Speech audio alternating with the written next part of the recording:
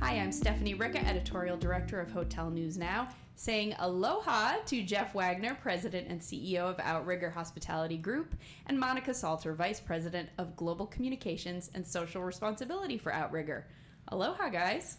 Aloha, Stephanie. So great to see you. Aloha. And I say that because, of course, Outrigger is based in Hawaii. That's where a lot of your properties are, but Outrigger resorts are in Fiji, Thailand, Maldives, Mauritius. But you tell me, is aloha somewhat of a universal greeting, would you say? You know, that is a great question, and it's part of the DNA of our company because we are in Hawaii, but we really don't try to utilize aloha outside of Hawaii. So when you go to Fiji, for example, they say bula. They have the bula spirit. Bula? It's bula, B-U-L-A. So they don't say aloha. So we try to be as authentic as we can, and we try to replicate whatever aloha would be in all the different countries where we might be. And I think bula is one of those great examples. And if you were to say that to anybody in Fiji, they would know exactly what you're talking about. I love that. That's really fun and the perfect, just very simple way of enforcing authenticity, right? Absolutely. Which is what all this is all about. For sure. Let's start by talking about Outrigger's most recent deal. You are in the process of acquiring now you're going to have to pronounce Ka'anapali Beach. That was perfect. Was it? You did great. Ka'anapali Beach Hotel on Maui. So you announced this just a few weeks ago. Deal's expected to close shortly over the summer. Can you unpack some of the timeline around a deal like this? You know, in a time where assets are few and far between, especially when you're on remote locations. Tell us what the process was to get this hotel. So persistency would be, I think, the description of what happened in this particular deal. So this is a property that we had looked at 3 or 4 years ago. We had our sights set on this opportunity. We looked at it and were bidding against someone else, and the other party prevailed. And so they went down a path for many, many months after the pandemic of trying to get the deal across the goal line. It fell out. The owners called us back. We got back into the deal right away and were able to get this completed. And so we will close on July the 26th. And Stephanie, when you look at Kaanapali and that particular location, the proper Kaanapali area is there's a Hyatt on one side and a Sheraton on the other. They're the bookends of the real Kaanapali Beach area. And this property sits in the middle of that. So there's 7 or 8 resorts right there in this one strip of resort zone called Kaanapali. And there's restaurants and bars and retail and all these resorts. And we'll have one of those resorts become an Outrigger very soon. So what are the plans? Will you have to do renovation or a lot of work on it? Or are the stars aligning and it's in pretty good shape? It's the property has gone through an $80 million renovation that was completed during the pandemic. There were some areas of the property that were not renovated. So we will go in, we're going to spend somewhere in the ballpark of about $60 million additional dollars on the property to redo the lobby, the public space, the courtyard, and then some of the additional guest rooms. So I think that the sense of arrival will change pretty dramatically as well. And this is going to be a fabulous representation of Outrigger as we continue to move forward. So over the last 2 years, you've acquired 5 beach resorts, I think, right? 3 in Thailand. That brought you to that country. Would you say that Outrigger is in acquisition mode? I think you could call it that. This is number 6, actually. The Kaanapali property will be. And I can't say exactly what it is yet, Stephanie, but there's another one coming. So come on. Give us a little hint. I wish I could. It's in Hawaii. How about that? Okay. So we're excited about it. You know, 3 in Thailand, 1 in the Maldives that we purchased. Kona. We also have the Outrigger Kona. That hotel's under renovation right now. It'll be completed at the end of this year. And then Kaanapali, and then one more TBD. Mm-hmm. That keeps the readers waiting. The listeners. Now we have to call them the listeners. So I want to talk with you both a little bit about some luxury and resort type trends. One of the things, I cover this segment quite a lot, and one of the trends or buzz terms that I hear a lot is barefoot luxury. What does that mean for Outrigger? First of all, what does it mean? And how does it have a place in your types of resorts?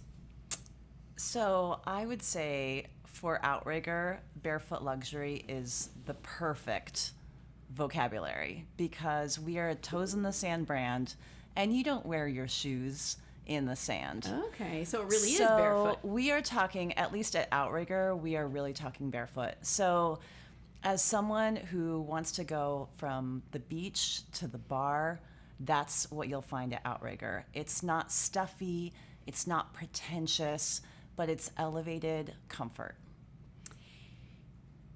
Does that attract, are you finding that it's attracting a different type of customer or a different type of visitor looking for a different type of stay? You know, it can be tough to really pin down who these upper upscale luxury resort travelers are. You know, some want very high touch, some want things to be more laid back and rustic. How do you bring it all together? You know, one of the really interesting things is that the Outrigger Beachcomber property that we have, it's not right on the beach. It's across the street from the beach. It is the #1 hotel on TripAdvisor out of 94 hotels in all of Oahu. And it's because of, this toes in the sand piece that Monica was referring to is some of the beachfront properties, and some of the others are not right on the beach, but they're part of a beach community. So there is an element of what we bring that is a service element, that's the high touch piece still, even though we have barefoot luxury as kind of this vocabulary that we utilize. To me, it's about, do I feel comfortable? Mm-hmm. And I know that when I'm on vacation, I don't want to be dressed up the whole time in, my really nice, shorts and my, nice sandals from Johnson and Murphy and, some You don't shirt. wear socks with those sandals, do you? No, Jeff? no. I'm just clearing it up. Definitely Okay. not. Yeah. But it's you want to be, comfortable when you go on vacation. I still want the finer things. I want to go into a nice bar or restaurant and have fun, and I want the service levels to be right, but I also want to be comfortable. I want to be able to walk in off the beach and not feel like I need to get in the elevator very quickly and get to my room because it's, everybody else is dressed to the T. So I think it's fit us very well. It's put us in a position where, as we've been out trying to acquire properties, we're able to find those type of properties very easily that are on the beach or in the beach locations. That's a great way to describe it, how you want that guest to feel at all aspects of the stay. Yeah, I'll add one more thing, which is that we try and show that vibe in our Instagram feeds as well. And so when you're looking for the person that wants that barefoot luxury, we're trying to showcase that through our Instagram feeds, which it's harder to do on a website. You go to a website, you see the room category, you see the restaurant, but what's the vibe of the property? How are you going to feel when you're there? And what do you want? So we really use social media, and quite frankly, influencers really help to market that vibe and that barefoot luxury feel. Because they can show what meals they're eating, what outfits drinks they're wearing. Okay, now I can see that as that potential way of seeing, okay, if I go there, I know that I'll be okay doing this or wearing that. The level of relaxation and the amount of joy that's happening in nature. That's, again, a really great way to describe it. I always kind of thought a lot of travel influencers that I see seem very aspirational in that I look at them and think, oh, well, I don't carry that handbag. I clearly will not fit in at that hotel. But to kind of model and see people doing and having the experiences that the hotel offers is what's interesting. It's all about the experience. So what we're trying to do is showcase to our audience that's looking us up to see where should I stay when I'm in these destinations. It's how will I feel? What can I do? Who else is there? We've got live music every night. At every single resort property that Outrigger has, there will be some live music element. So how can you showcase that in a way? And, what drinks will I be having? What's the flavors? All of those things you can showcase. That's perfect. Love it. Love it. Now, you've talked about guests and certain types of guests coming in. I'd love to ask a little bit more about that, because what's I've always thought is interesting, particularly about Hawaii, is it's a very bellwether market in terms of who your inbound visitors are. And you could tell as soon as the pandemic lockdowns came, a lot of those feeder markets went away. Jeff, on one of the CEO panels this morning, you gave a really good description of trends that you're seeing at Outrigger Properties, knowing where you're based, Hawaii, Thailand, and so on, and what that international travel piece looks like and how it's changed. Can you summarize here some of those changes that you see and how they indicate to you where, when the U.S. as a whole might be coming back to that more normalized travel behavior? So it's a great question, because a lot of people are out there saying or thinking that what is happening is kind of linear today related to the return of travel. And I personally think that it is still really disruptive and going to be disruptive. And what I mean by that is when you have a place like Japan that was subsidizing local travel and had a lot of restrictions related to travel. If you came back in, if you flew out of Japan and you came back to Japan, there were restrictions on what you had to do and quarantine and so forth that lasted long past some of the other places, the US, for example. And so that business is just starting to come back now, inbound and outbound. So now you can fly into Japan and be more comfortable with a stay there. And if you go to Japan today, you'll probably still see a lot of people wearing masks as well. So very different dynamics in different locations. When you look at China, which has really just opened up for travel again, there was this euphoria of China's coming back. This is going to be awesome. And I personally said we all need to take a deep breath, because my gut is it's going to be like what happened in Japan, because you had a lot of local travel going on in China. It was not necessarily subsidized the same way, but it was really it pushed to be able to create local travel and to support the local destinations within China, because they didn't want people traveling out of the country. And so there's going to be some time before that starts to come back. China and Russia were two of the biggest geo sources for Thailand in general. And both of those, during the disruption in Ukraine, Russia, and then the China situation, neither one of them were traveling at all into Thailand. So they were completely dependent upon local travel, which was very, very small. And so hotels really suffered for a long time in the Thailand market. And now Russia travelers are coming back into Thailand, and pretty significant amount of people are traveling from Russia into Thailand, which has helped hotel occupancy quite a bit. Now China's starting to come back, but very slowly. So we haven't seen that pent-up demand like happened in the US as we all traveled once the pandemic had settled down. And so I think that, and these are all going to change. These dynamics will all continue to change, and there will be, Monica and I were talking about Hong Kong earlier today, and you think about Hong Kong, it's a fantastic place to travel to, but are you going to travel there today because it's kind of part of the China, didn't travel for so long, but it's a wonderful place to travel to that will be a place that people will go to sometime very soon. And so there's all those different dynamics that will take travelers and take demand into their locations. And so I think we're going to see 2024, the end of 24 into 25, before we actually have stabilization of our geo markets and whether or not they're kind of full bore or full tilt back into these travel destinations that they've been in the past. How about inbound from U.S. mainland travelers? I know you mentioned on the panel this morning how many more direct flights, how much more flight capacity there was into Hawaii to, really bolster that domestic demand. Is that something that can ever go away? Is that part of your marketing thinking when you think, oh, look, we're getting all these new mainland travelers where it's easy to come. We better see if we can keep them so that they make Hawaii an annual trip. Yeah, I think that when you look at Southwest Airlines, just before the pandemic started, Southwest started to come into Hawaii. and they weren't going to backtrack on their strategy of Hawaii. They had planes over there, they had staffing, the whole works. And so I really don't see that going backwards. I think that's going to continue into the future.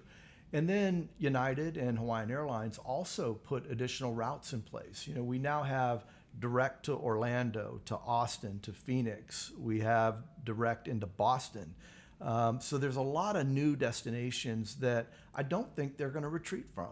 And the airlines have been amazing partners to be able to support our industry, to make sure that we had the amount of seats that we needed to be able to bring the inbound travel into Hawaii.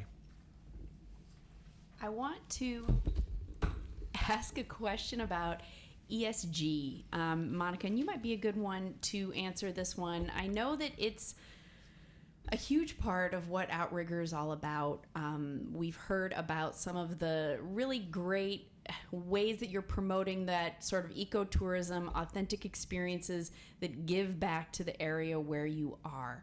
What are some takeaways or tips almost that you could give any hotelier who may not have the benefit of, living and working in an amazing reef environment to be able to do this? What are some tips for approaching ESG that really can make a difference? Well, first of all, thank you for that question. And it's definitely something that we're very passionate about at Outrigger. In 2014, we launched a platform called Outrigger Zone, and it was all about conservation of coral reefs and ocean. And that platform actually was the foundation of our larger ESG platform. So all of the, of course, environment stuff fits in there, but the social elements fit in there too, and even some of the governmental stuff. So we really were able to use that as a foundation. And so I think the first thing that I would share to anyone that's looking at ESG initiatives is, well, first of all, don't be overwhelmed. There's so much that you can look at and say, you know what, it's starting small is okay. Starting small is great. One step and then another, right? So starting small is great. There's a lot of low-hanging fruit that people can do. And quite frankly, all of the small steps can make a really big difference. So, there's simple things, and quite frankly, simple things that you can do that are financially beneficial for the hotel as well. So not only do they make sense for the environment or do they make sense for the employees, but they can have a substantial financial benefit. So whether that's, there's the basic changing your light bulbs, changing your low flow toilets and shower heads and all of those things. But, we're looking at offsite solar. How can we do that? Maybe you have a rooftop that isn't very large, but you can connect with a utility to work on that. On the social side, get your employees engaged and involved. Share information with your guests. We have information about reef safe sunscreen because, we're all in ocean environments. So I would say, think about the environment that you're in. What do your employees care about, and go from there. All right, I'm going to put Monica on the spot here. Oh, no. So there is, we did this initiative we created these mud balls. And there's these microbes that get into these mud balls, and they harden, and then we can throw them into this canal called the Alawai Canal, where the water runs off the mountain through this canal and into the ocean. So we want it to be clean when it comes through this canal. So these Ginkgo balls, actually with these microbes in them, they'll pull the mud and all the sludge out of this canal. So we've already done this a couple different times, and I think we created 1,200 of these little mud balls. Mm-hmm. We all went out there. Once they dried, we threw them. And they're cleaning the water, and they're cleaning the water. Well, Monica has said that we are going to get the world record in development or creation of Ginkgo balls. We're going to do over 5,000 Ginkgo balls in the next couple weeks here. So I should add that June is World Ocean Month. So happy World Ocean Month. Happy World Ocean Month. And so June 8th is World Ocean Day, but that's a Thursday. So on Saturday, we are having all of our employees go down to the Waikiki Aquarium, all of our employees that are able to go down and invite the public, and we are going to make at least 5,000 Genki balls. And so it's literally, to Jeff's point, we're making mud balls, and it's a hands-on, fun activation for kids, adults, grandparents. Anyone can make a mud ball, and it's a small thing that's making a big difference. And so there are all kinds of opportunities like this in neighborhoods, in cities, in mountains and such. You don't have to, make a mud ball at a Waikiki aquarium, but there's all sorts of things that we can do, and I'm rooting for us. We're actually world record. World record. I'll be rooting I'm just for you calling too. it a world record because I don't know that anyone else Probably not has 5,000. done that. Well, then you are blazing new trails. There you go. And I think that's a great note to one end on. mud ball at a time. One mud ball at a time. You heard it here first. Thank you so much, Monica and Jeff, for joining us on the podcast. Thank you, Stephanie.